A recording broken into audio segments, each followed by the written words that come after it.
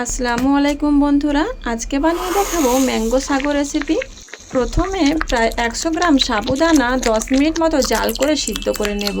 সিদ্ধ করা হয়ে গেলে ঠান্ডা পানির মধ্যে দিয়ে ধুয়ে রেখে দেব।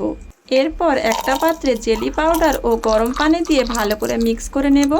মিক্স করা হয়ে গেলে বরফ মেকারের মধ্যে ঢেলে দিয়ে দেব। তারপর প্রায় আধা ঘন্টা ঠান্ডা করে নেব। দেখবেন ভালো করে বরফ জমে গেছে। এবার এগুলিকে নামিয়ে নেব। তারপর একটা লেবু ভালো করে কেটে নেব। তার মধ্যে থেকে সমস্ত লেবুর পিউরিগুলো বের করে নেব। আবারও একটা আম ভালো করে কেটে আমের কাঁচগুলো বের করে নেব ছোট ছোট স্লাইস করে। এর মধ্যে দিয়ে দেব সেই জেলিগুলো, তার মধ্যে দিয়ে দেব দুধ, দিয়ে ভালো করে ব্লেন্ড করে নেব। ব্লেন্ড করা হয়ে গেলে আগে থেকে সিদ্ধ করে রাখা সাবুদানা, টুকরো করা কিছু আম ও মিক্সারে ব্লেন্ড করা আমের রস দিয়ে উপর থেকে লেবুর পিউরিগুলো দিয়ে উপর থেকে কিছু টুকরো করা আম ও আইসক্রিমের টুকরো দিয়ে পরিবেশন করুন।